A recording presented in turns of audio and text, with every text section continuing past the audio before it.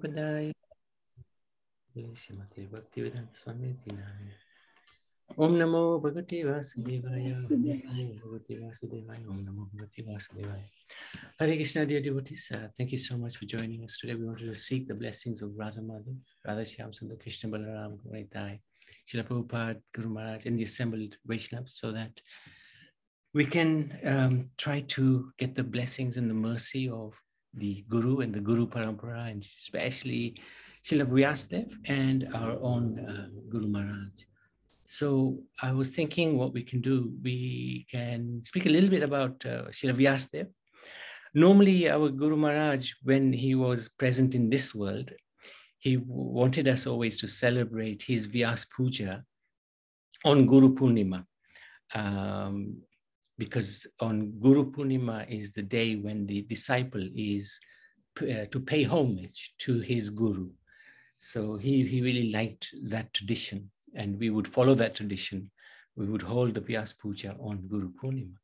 And during the Vyas Puja, we would speak a little bit about Srila Vyasadev, but then the disciples and then the Guru himself would, our Guru Maharaj, he would pay homage to his spiritual master. And then we, in turn, were allowed to pay homage to him as well, to read an offering to him, thanking him for everything he's done for us, he's doing for us. So I was thinking we can very quickly go through Srila Vyasadev, some things I've put together. And then I wanted actually to ask devotees to share, if they want to, of course, share anything they like about Guru Maharaj. If they like to pay homage to Guru Maharaj, read an offering, or speak about their experiences with Guru Maharaj, their realizations of Guru Maharaj, then this is a really wonderful opportunity to do that. And although the spiritual master may not be perhaps physically present before us, it doesn't matter, because he's always with us. The spiritual master never leaves the disciple.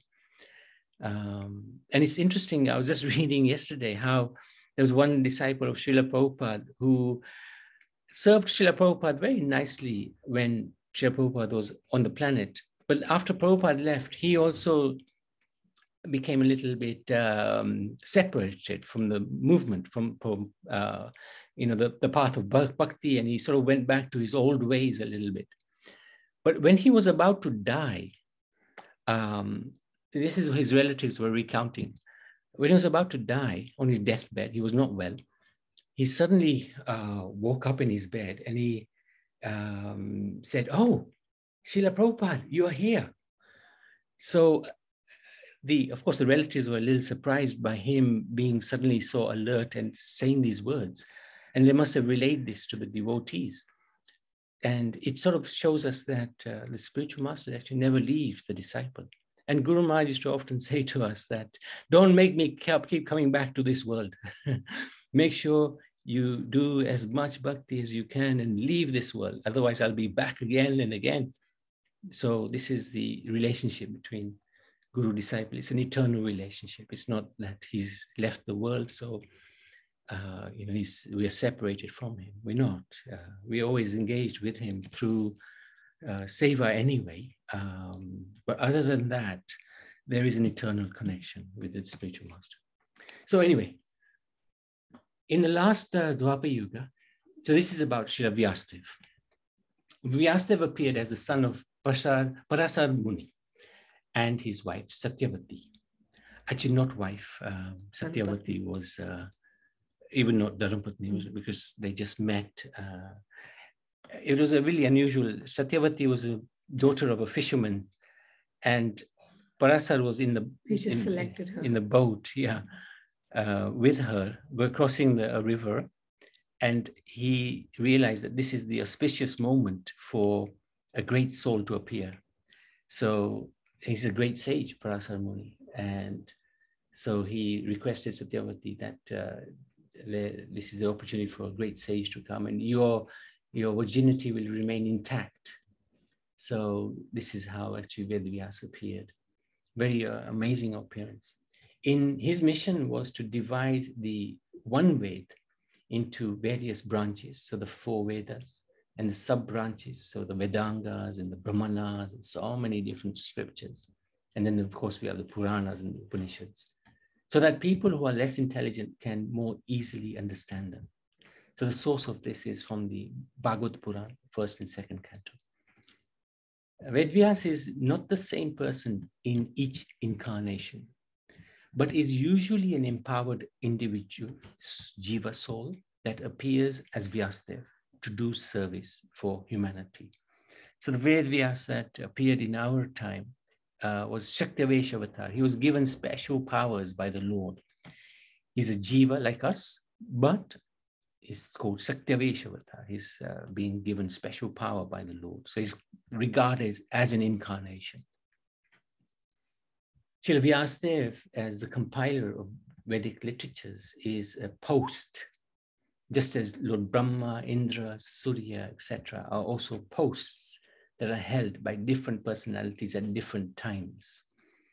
So the Vedyas for the next Manvantara is, if I'm not mistaken, it's Abhimanyu, it's Ashwatthama, the son of Dronacharya, which is really fascinating because Ashwatthama was such a character, so crazy character actually. But anyway, the Vishnu Puran gives a list of 28 persons who act as Vyas for 28 Dwapa Yugas, which has passed in the current Vaivasvata Manvantara. So we got a list here. Okay.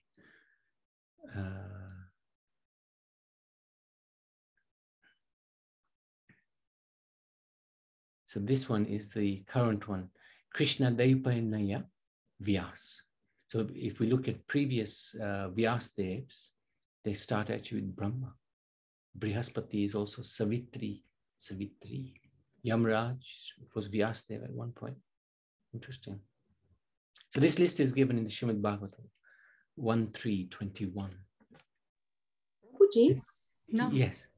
Yes. If the current Krishna Dwapanya Vyas, if it's an avatar, he's also can be a jiva as well. Is just what? Like Brahma was the topmost jiva. Yes, correct.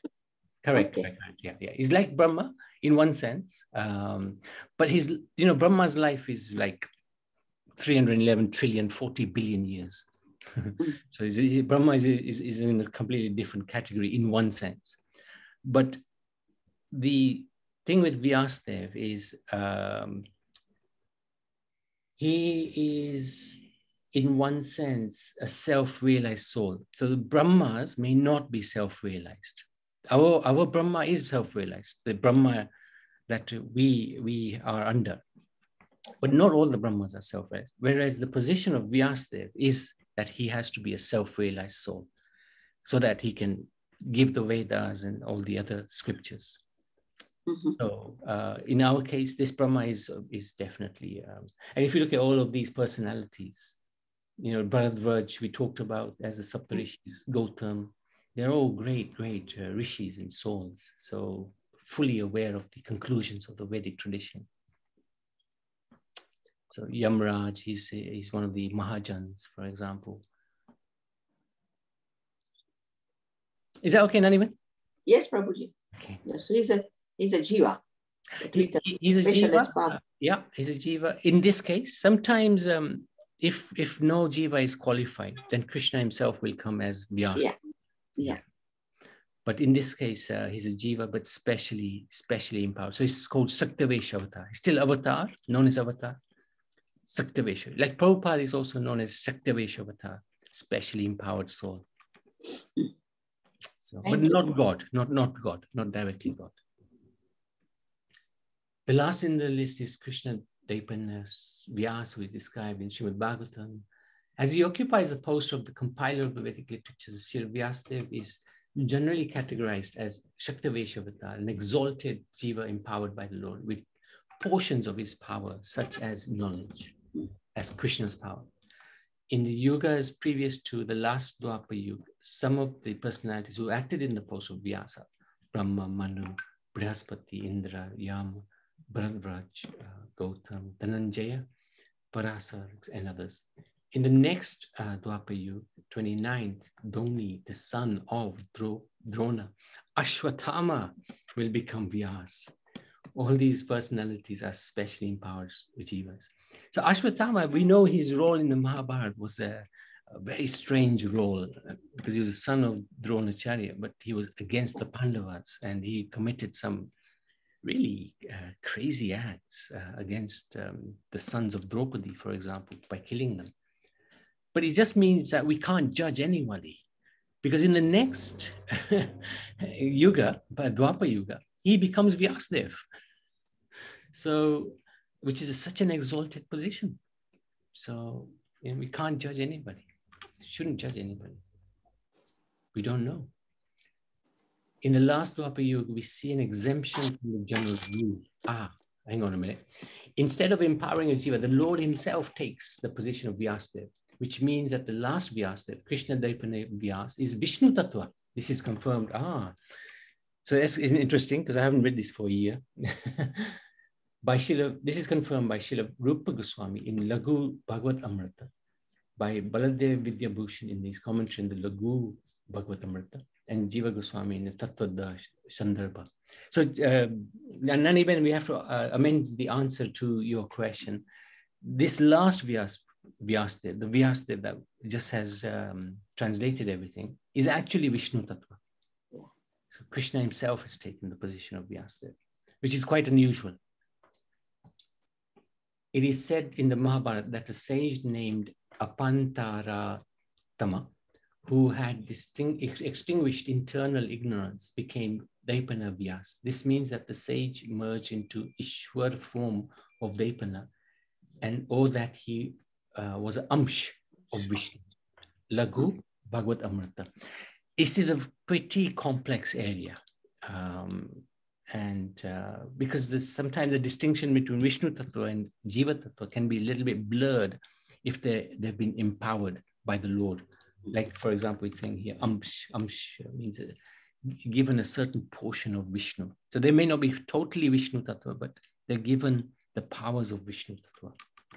So it can get a little complicated. Why the emphasis on the Bhagavatam is that even though Srila Vyasadeva was the original author of the major Vedic texts, he was not still satisfied after writing them. So this is Ved Vyas had written the Vedas, but then he was still not happy. So then Narad Muni came, and Narad Muni is regarded as the guru of Vyasadeva, and he gave him instruction that, yes, you're not happy because in none of the scriptures have you described Krishna.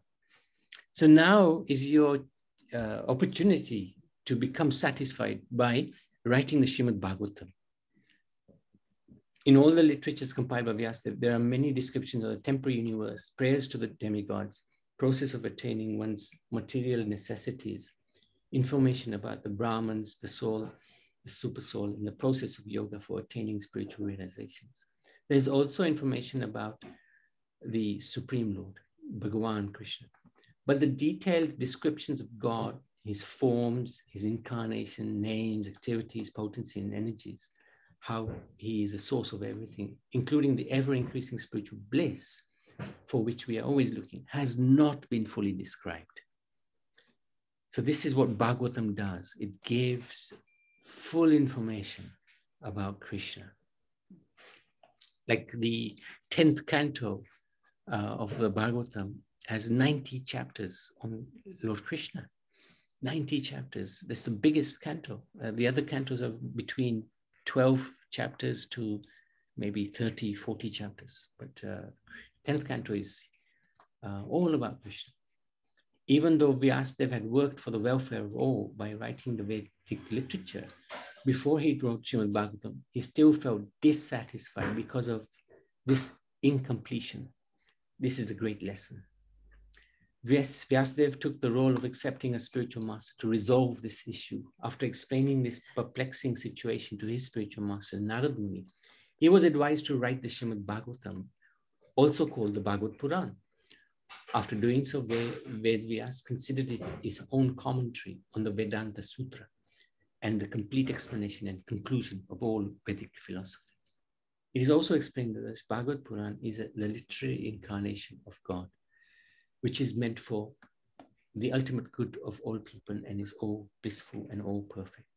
So this is Narad Muni coming to Vedvyas and giving him that guidance of glorifying Krishna. Vedvyas offered the Bhagavatam to his son after extracting the cream of all the Vedic literature. This Bhagavad Puran is as brilliant as the sun and has arisen just after the departure of Lord Krishna to his own abode. Persons who have lost their vision due to the dense darkness of this age of Kali can get light from this Puran. So this is from the Bhagavatam first canto. This Bhagavatam is the most ripened fruit of the tree of Vedic knowledge, consisting of the highest realizations and understanding of ultimate reality, the absolute truth, as presented by Vyasadeva himself. It is also considered the incarnation of God in the form of sound vibration. This Bhagavatam is the literary incarnation of God, compiled by Vyasadeva, the incarnation of God, meant for ultimate good of all people. So we're just repeating what's been said here. But it's good to repeat because we forget so quickly. And it is all successful, all blissful, and all perfect.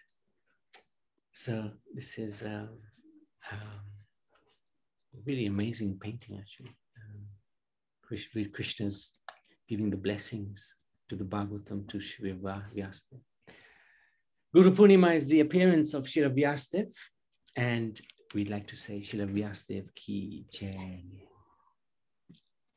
So Hare Krishna, dear devotees. So I wanted to ask if anybody would like to share their realizations of Guru Maharaj. We don't force anybody, but if you want to, it's certainly we would like to encourage devotees to speak and share their realizations, because what happens is others get inspired, we get inspired to do more, and that's a wonderful service to Guru and Govinda. So, Hare Krishna, Prabhu. Hare Krishna Sitaram, yes, please. Yes, while talking about Guru Maharaj, this auspicious day, I first time met Guru Maharaj in the late 80s, that is in the 1989, 87 and 89. See, when I had been living in the South, and somebody informed me that we should do, I think it is that person. In Mauritius, this is Mauritius, right? In Mauritius itself. So I had prepared all those arrangements done when Guru Maharaj will come. And he did not know me. So, and when he was just giving the class, at the end of the class, who are you? And I told him, my name is Satish. Oh, you are Satish. He was very, very happy, Prabhuji. And on that day itself, he told me, send your letter, I will give you initiation. But I was not chanting the holy names, Prabhu. First time it said. But the second time when he was coming the next 1989, he told me, you have, where were you? And at the time, there was not the temple here in Phoenix. So this temple. And what happened on the other time when he came, hey, you have told you send your letter. He knew me not, but at that time I just write a letter to him that I wanted to become your disciple. But first time he comes in the 1990, I got initiated and get the name of Sitaram. Today, all those people know me by Sitaram Das. So it was like this. And probably what is very amazing, when he came here in Phoenix, he saw that so many people are not coming to hear the Guru Maharaj. And Guru Maharaj had the great reputation that he is from India. And so people still like today it was just Puja of Guru Maharaj. I went over there and everyone was just saying, Maitreya Prabhu was, oh, Prabhu, you have come. And I did it. The kirtan dancing, all these people was dancing. I saw Mataji Karuna and her sister. I told them, you will coming. They know, Prabhu, we are just so fatigued. What could to be done, Prabhuji? It is like this, always everyone dancing and dancing and dancing. So many years of experience we have, but still we are a fool. Prabhuji, what to be done? Hare Krishna, Prabhu. Thank you. And what was the year that Guru Maharaj started coming to Mauritius? 88, was it 88? 88, yes, and First 89. Year. First year was 88, right? Yeah, right. So were you the first initiated in Mauritius? No, Prabhu, there was and those people in Mauritius. I think I forgot, Prabhu. It is not in my mind. No, thank you for sharing. Thank you. Anything else you'd like to share? But you know, Guru Maharaj was so still, when he loved us, he just get flattered. And then if you commit any error, that is, it chastise you to the high level, Prabhu. You donkey, this is his name. You donkey, get out from my sight. And after some minutes, he just smiled, Prabhu. And the smile was still in my mind. I think he's sitting before me and just smiling, you Sitaram. And he told me, next time I will come and stay at your place. And I was very happy. He was staying at Prabhu Dattatreya. Maybe you have heard his name. He was the Pitaji of Karuna and his sister. Today I met her sister. Chitra.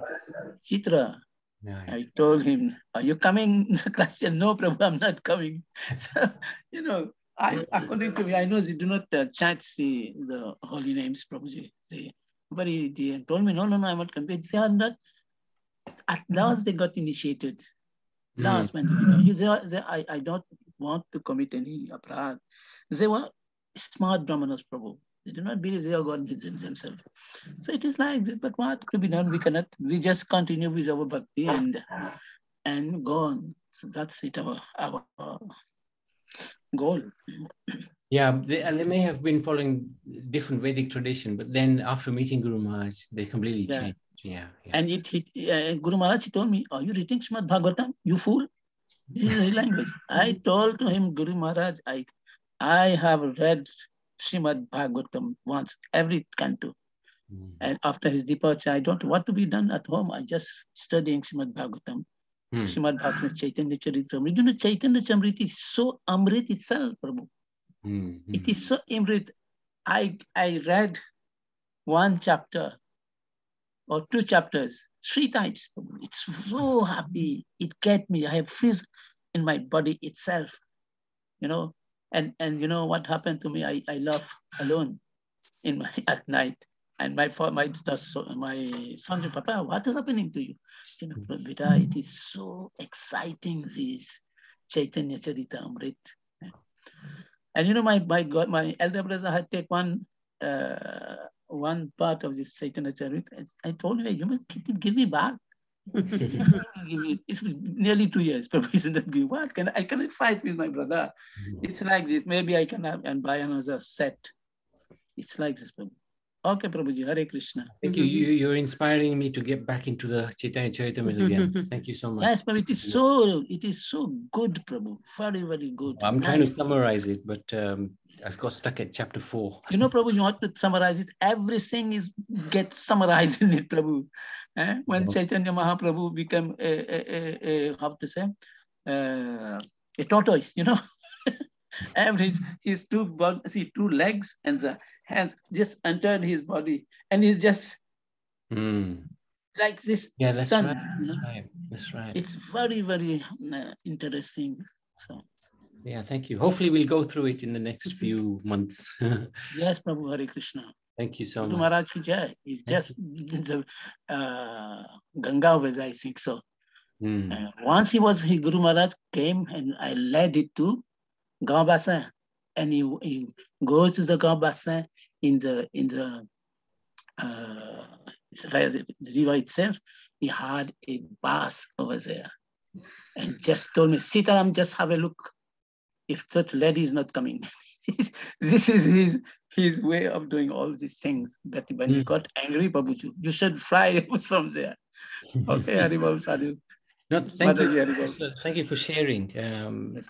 And when was the last time you met Guru Maharaj? Do you remember? You know, Prabhu, last time he was coming at my place, you know, when I had already taken I was just told my son and my daughter, I'm going to India to get Guru Maharaj. But unfortunately, I have learned that he just passed away. Oh, okay. So, okay. Tomorrow we'll talk through the Tirubhava and some devotees who were present with the Guru Maharaj's Asti when they went around the holy place. Hopefully they will join and also give us some nectar from their pastimes. So definitely I will join, Prabhu. Yeah. Oh, I know you will. Thank you. Thank you, Prabhu. All right. Hare Krishna, Prabhu. Thank you so much. Okay. Anybody else? Would you like to?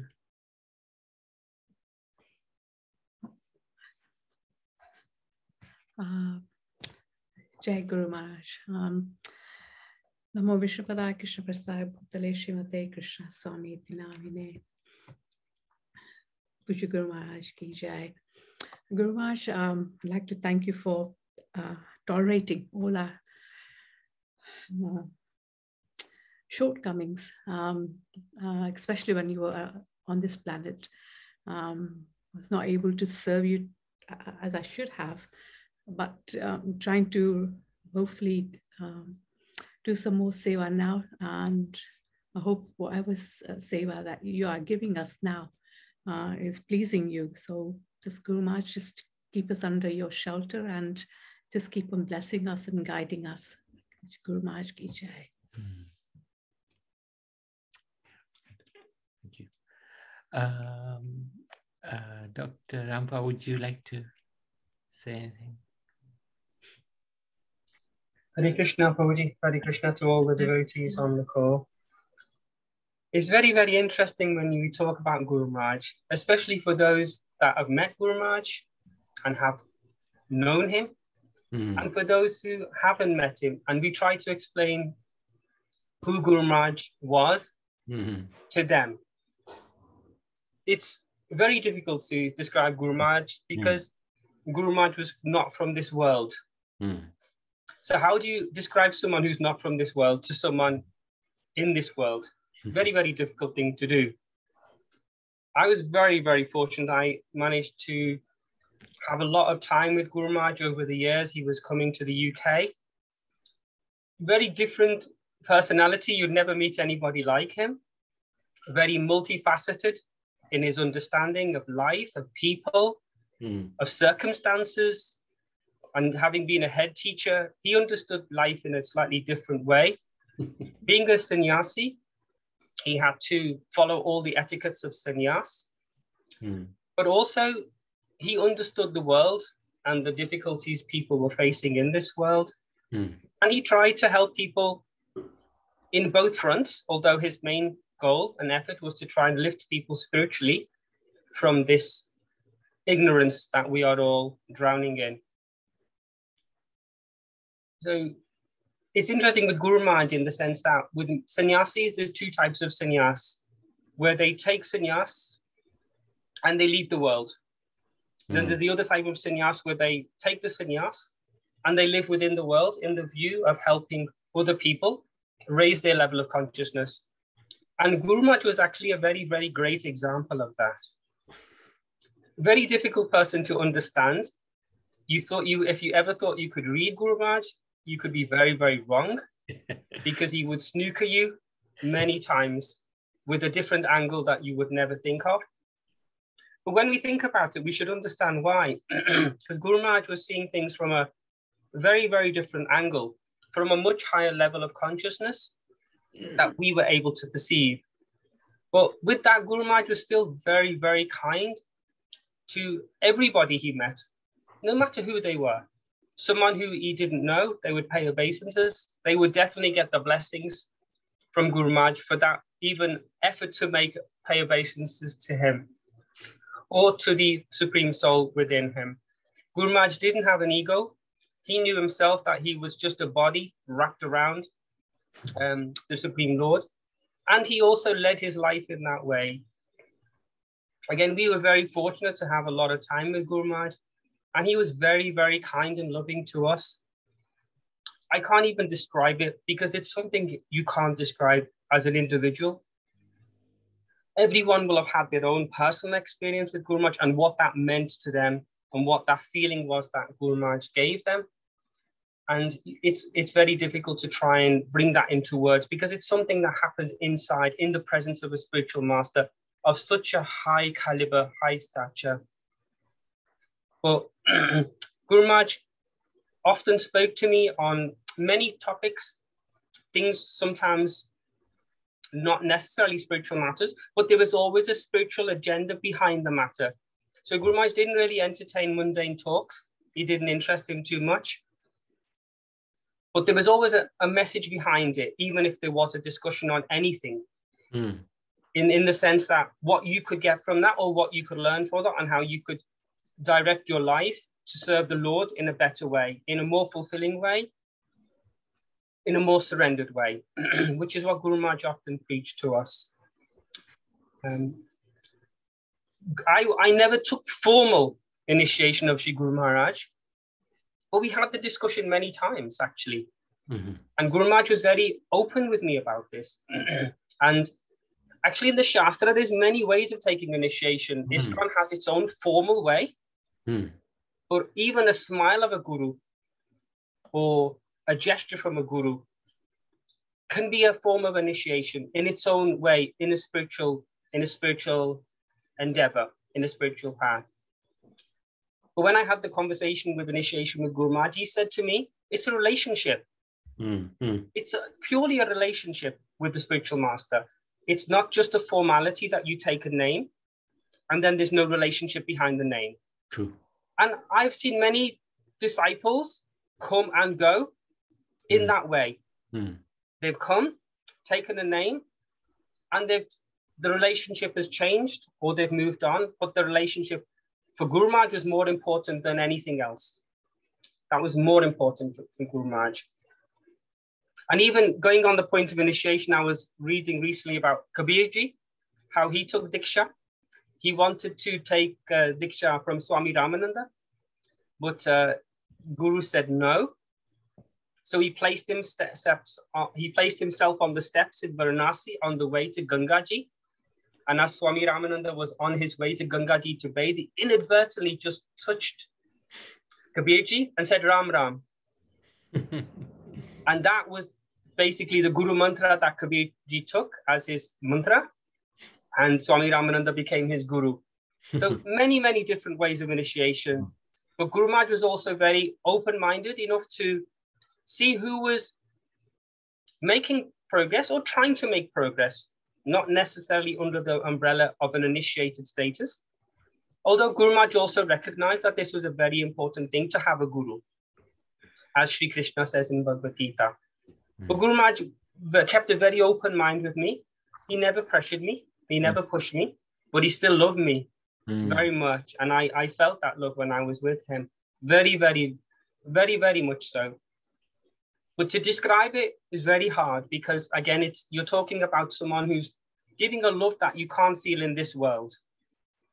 You can't get that in this world. It's just not, you can't compare. So that has to be experienced. And for those devotees who never met Guru Maharaj, all I can share, it's something beyond this world. It's beyond bliss. But it's a warmth that you can feel that no one else can give you. Guru Maharaj did actually, nobody knows, very few people know, maybe one or two people know, but Guru Maharaj actually did change my name. Oh, Okay. He said he changed my name to Ram Gopal. No. Wow. Amazing. Yeah. Okay, there you Yeah. go. So that name, that happened a very, very long time ago. That was just between me and Guru Maharaj. But he said to me, Ram Gopal. Okay. So do you mind if we use that name? I have no problem with that name, Prabhu, but Fantastic. actually, yeah, but Guru Maharaj did do that with me. And also, again, he said to me many, many times, the initiation is a relationship. Yeah. It's purely a relationship. It's a relationship based on love. It's a relationship based on surrender. And it's a relationship built on respect.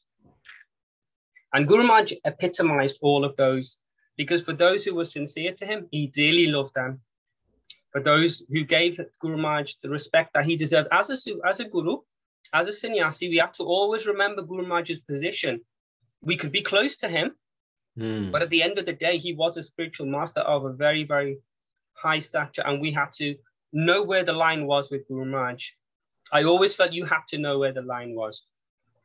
And on the other side, also, the warmth he gave, the love he shared, the time he gave us even as well. Sometimes when he was very, very tired, he would still give you his time. Such an amazing personality Guru Maharaj was. I cannot even put into words or capture into words that person who we had the fortune of sharing some time with in this world. You do feel blessed to have been born in that lifetime.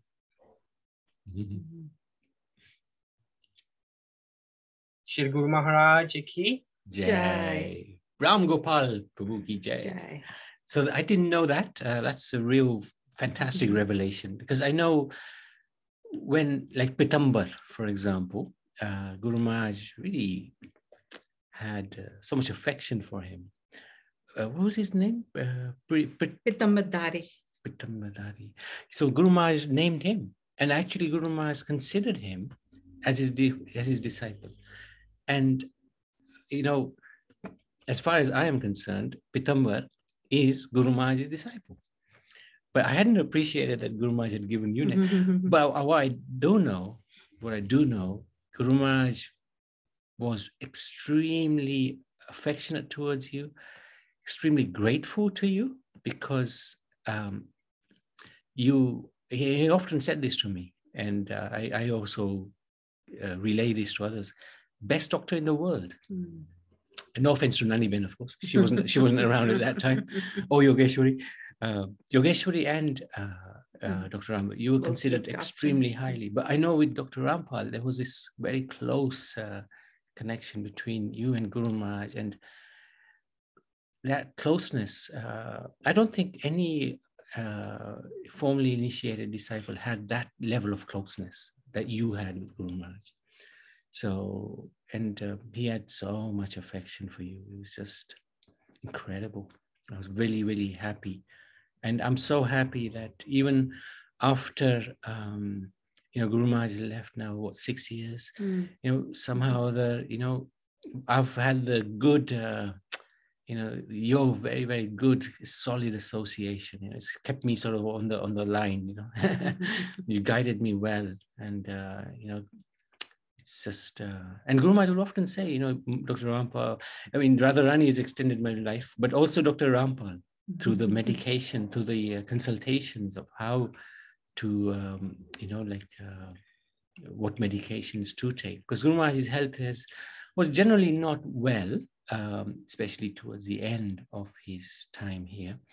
But the thing with a great soul, it doesn't matter to him. His health is good or not. He just does bhakti. In 1987, he had a quadruple. Correct me if I'm wrong, Dr. Rampal. Ram Gopal. In 1987, he had a quadruple bypass. And that's when he started going overseas to Mauritius, to South Africa, to Spain. That's when he's preaching. The Caribbean islands, America. His preaching really took off after he had the quadruple bypass. Most people would have a quadruple bypass and retire and probably die. But he started his preaching after the quadruple. So this is a sign of a Mahapurush, amazing personality. So thank you for sharing that. It was amazing. Thank you very much. Yeah, Yogeshwari, would you like to share anything? It'd be great to hear from you. Only if you want to, of course.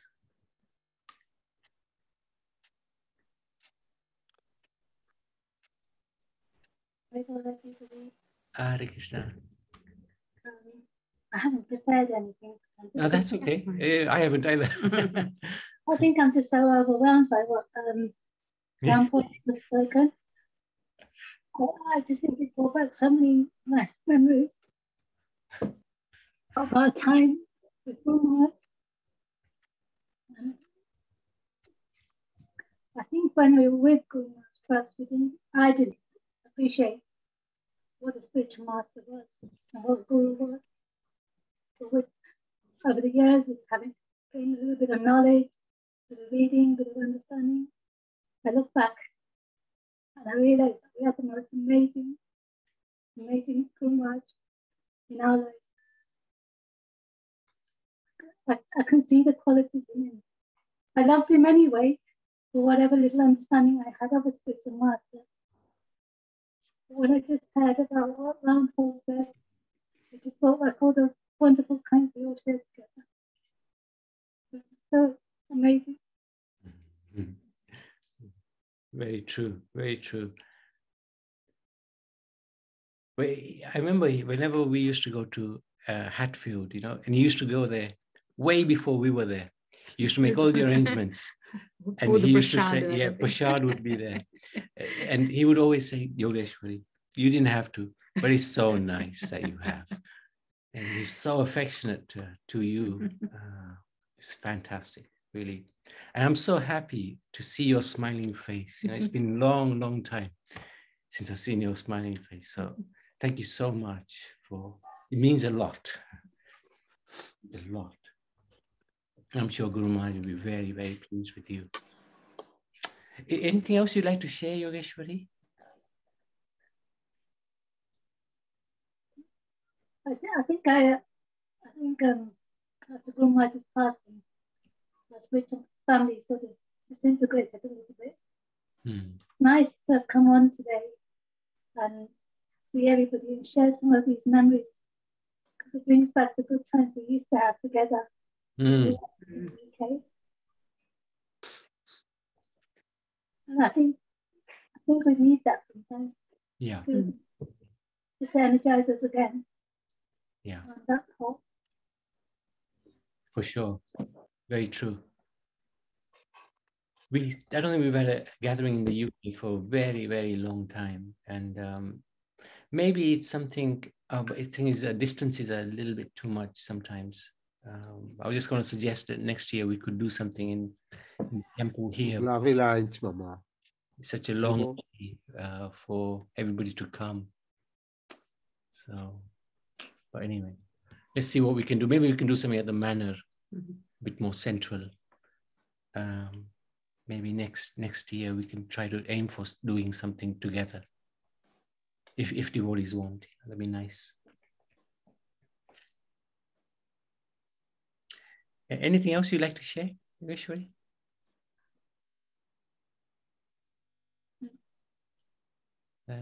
Thank you so much. Mangala, thank you for joining.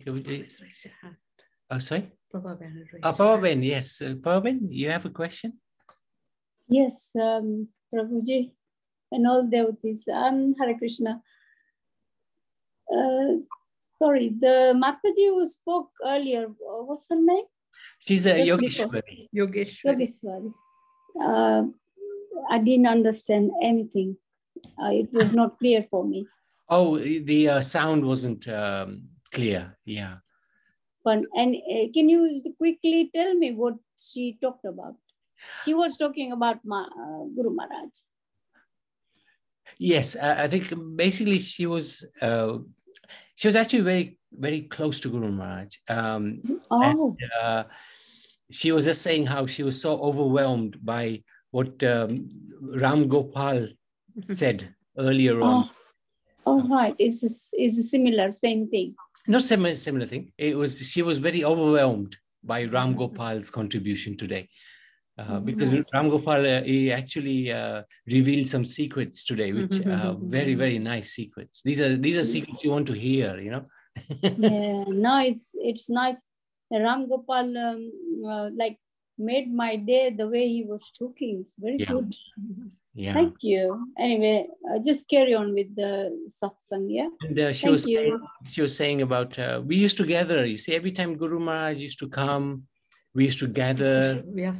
But because now he has gone for 6 years, and because of the pandemic, you know, we all scattered all over the place, and distances, you know, people are in Coventry and Birmingham and, you know, North London, South London. So we don't meet as much as we used to.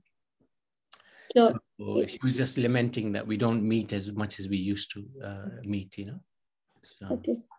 Is this Guru Maharaj alive or? No, what happened, he left his body about 6 years ago. He was born, I can just very, very quickly give you a little idea of his life, because we haven't talked to you about him.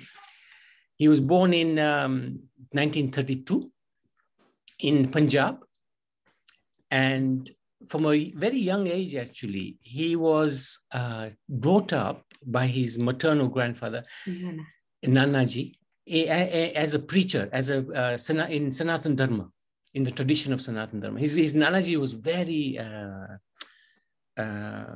you know, like, because at that time, see, the Bharatiya culture was declining because of the British Raj.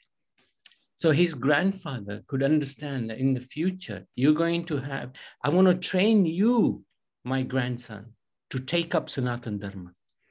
And then at the age of, he read the Ramayan. He read the Ramayan. He also took Diksha at about the age of 16. And by that time, I think he had memorized the whole of the Bhagavad Gita. Oh, that's good. Yeah. And there you go. At the age of 16, he took initiation. And his guru is in Vaishnav Sampradaya in Punjab. His Divine Grace Pandit Trilochan Dev Ji Maharaj Parampad. A very nice, very powerful guru. And he actually, as Dr. Ram Gopal was saying, that he became a teacher, he became a headmaster in a secondary school in Bharat. He taught English, Hindi. And then later on in his life, he was ordered by his guru to come to the West to preach Sanatana Dharma, because his guru was also training him to become a strong preacher. And he was one of the strongest preachers I've ever known. He's amazing. He could give a class for hours. Hours, literally hours. In Mauritius, they will tell you, he used to speak till midnight. He would start at 8 till midnight. And he wouldn't stop. And his health was not good, but you would think on the Vyasasan, how is he doing it? And then later he would tell us, this is Radha Krishna taken my body. I don't even know what I said. And then we would give him the recording or let him listen to the recording. And he would say, I said that? It wasn't me, he said. This was Radha and Krishna. This is really amazing. Yeah, it's very excellent, very amazing. It's very nice to hear about the Guru Maharaj. Thank you very much. Yes. And then later on, he joined with Prabhupada. He met Prabhupada at Bhaktivedanta Manor. And Prabhupada said, you should take sannyas. He was a householder. He had 3 children. And Prabhupada, Guru Maharaj said, well, I've already have a guru. And Prabhupada said, well, what tradition is your guru? Brahma tradition. Well, I am also Brahma tradition. So take sannyas. And so then Guru Maharaj, he asked his own guru. There's this devotee, amazing personality called Prabhupada. He's preaching Sanatana Dharma. He has asked me to take sannyas. Will you give me permission? And his Guru Maharaj was so broad-minded. He said, yes, you can take sannyas. If there's such a person, help him. So Guru Maharaj joined the Hare Krishna movement. And then he just was traveling around the world preaching. We went to Mauritius, South Africa, so many countries. And he helped so many devotees. He gave Diksha to maybe 200-300 devotees over the years. Yes. But his preaching was very, very powerful, very, very strong preaching. So, and 6 years ago, he left this world to go back to the spiritual world. So, yes, thank you. Bless him. Yeah, that's why we are things are remembering what as we a need. Guruji. We need it. Yes. Thank you. Alhamdulillah, Prabhu. Yes. Yes, Yes, Hare Krishna, Prabhuji, Hare Bol, Hare Krishna to everyone. Thank you. Thank you, Hare Prabhu. Krishna, Srila Guru Maharaj ki jai. Yeah. On this auspicious day of Guru Maharaj Friends Day, I have something to say to everyone. Yes, please. You see, once we were with a team in Bharat, and Guru Maharaj was going to take Dubki in the Ganga. So we were just standing, and he went in the water. He was shouting, "Why you are standing? Come, come, take a dip. You should be fortunate to have a dip in the Ganga." And to my amazing surprise, when he was dipping, he was taking the name of all his disciples, which he remembered very, very well. I see, how is it possible that someone can know all his disciples by heart? Everyone was in his heart, so he just took everyone name and doing Dubki in the Ganga. So I just, on that occasion, it came to my mind that Guru Maharaj was not an ordinary person. As the previous Prabhu has said, he was apart from this world. That's why he can just recall every bit of things. Yes. And whenever there were program in Mauritius, he could wait for us, Ramdullah to come, even late, even for 5 minutes. He could just wait. And when we came, okay, he feel very good, very nice. He would shout to us, "No excuse for coming late, but still you have to come." Thank you very much, Hare Krishna, Prabhuji, Hare Bol. Hare Krishna, thank you. Give us some more information about how you met Guru Maharaj, if you don't mind. We were going to Iskon Temple first, and we met Prabhu Kashyap. Okay.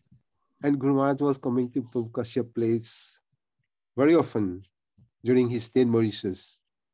So it was then Prabhu Kashyap introduced us to Guru Maharaj. But we were very afraid of him to take initiation because he was always shouting.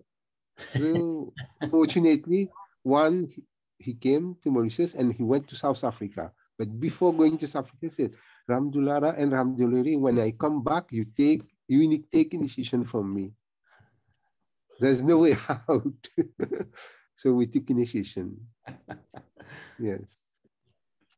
Okay, Hare Krishna, Prabhu. Thank you very much for giving me. What year was that, Prabhu? What year was that? Oh, 97, 96, 97. Okay. Right. Very nice. Now, thank you so much. Thank you for sharing. You can share anything else you like as well, if you want. Okay, thank you very much. Hare Bol, Prabhuji. Hare Krishna. Thank you so much. Hara, Mangala, anything you'd like to share about Guru Maharaj? Hare Krishna, Prabhu, I have to do Arati. I'm just going. Okay, no, thank you very much. Okay, thank you very much. Thank you very much for giving me the question. Hare Krishna. So, I wanted to, I suppose, share if Mangala and Hara are not okay to share at the moment, or Yogeshwari sister, anything you'd like to share, you're welcome to. So, I feel very, very fortunate that Guru Maharaj, we came into association of Guru Maharaj. It's just truly a blessing, because we've seen how, as Ram Gopal was saying, it's a relationship. And we've seen how gurus have come and gone, disciples have come and gone. But yet, with Guru Maharaj, you knew he was always going to be there. Even I had some very difficult, challenging times. And during those challenging times, Guru Maharaj's words were, I was with you during your good times, and I'm going to be with you during your tough times. I'm never going to leave you.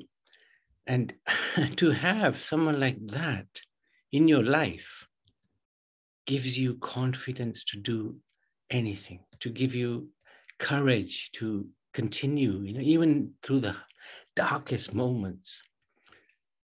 And he really did carry me through some very difficult times. And what can I say? We give everything to him. He gave everything to us, and whatever bhakti we can do, we do it for his pleasure. Yeah, because he's the one who, because of him, we're here in the first place. And his words resonate well that, when you're old, everybody be thinking, when is this old man gonna die? Those instructions are so powerful.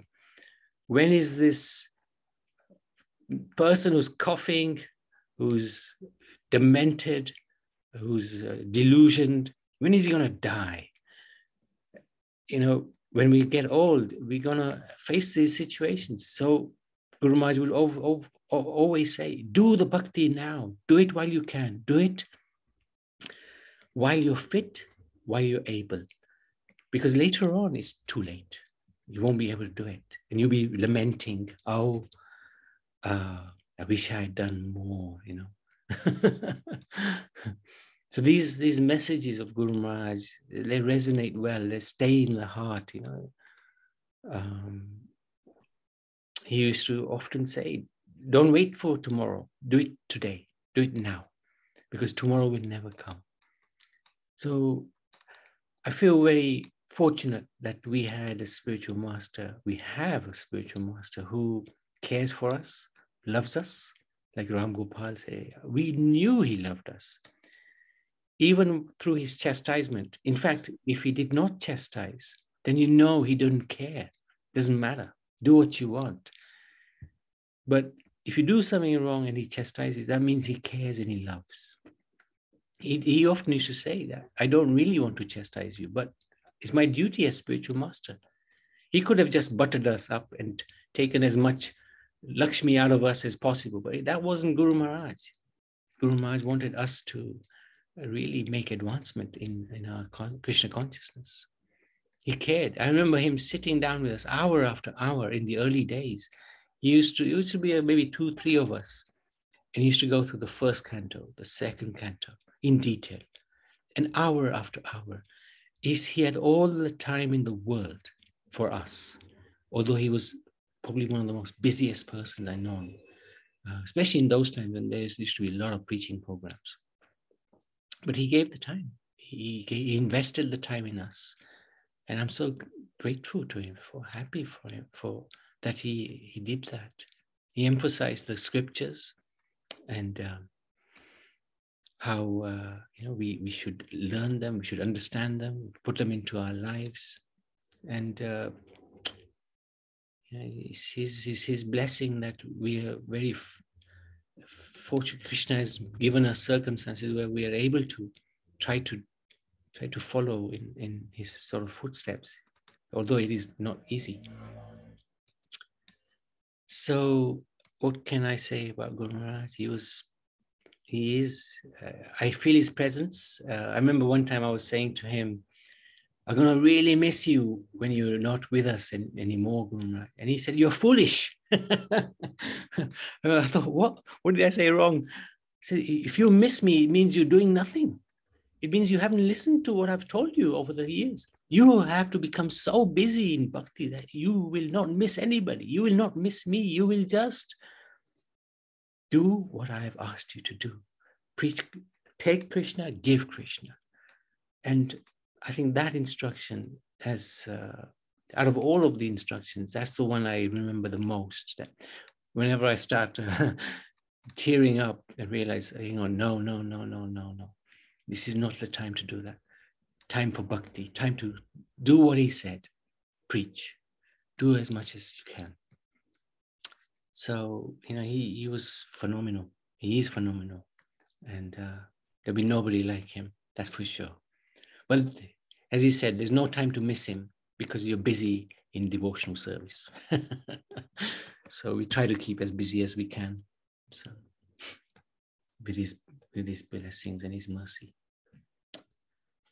So I wanted to thank Guru Maharaj on this auspicious day of Vyas Puja and seek his blessings, seek his mercy. So we continue, try to serve him to the best of our ability.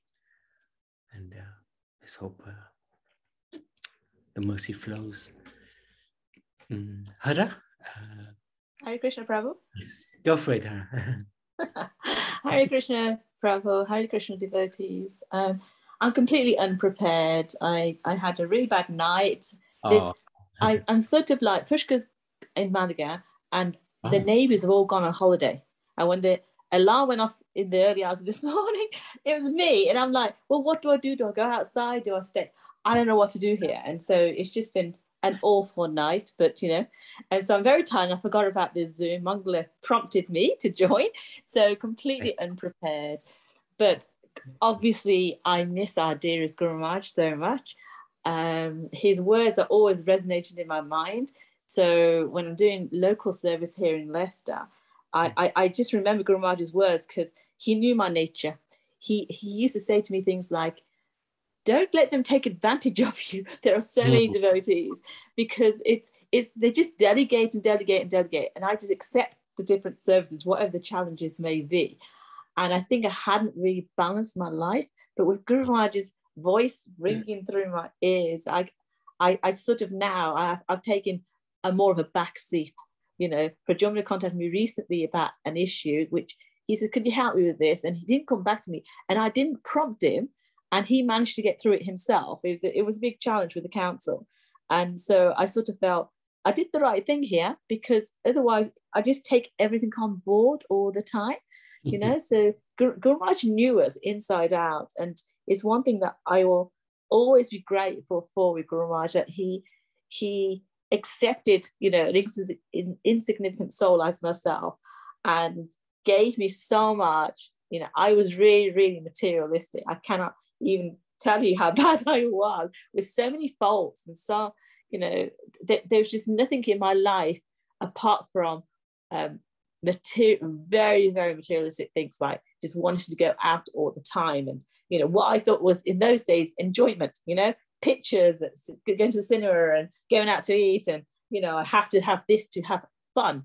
And it's only when you come into Krishna consciousness you realize it's all nonsense, it's all temporary, it's all stupidity, and we're a waste of money as well. When it comes down to it, Guru Maharaj's teachings have held me in such a nice esteem now that as much as I'm not as proactive in Krishna consciousness like yourselves, I'm there and always remembering Krishna due solely to Guru Maharaj, who saved my life. It's just amazing.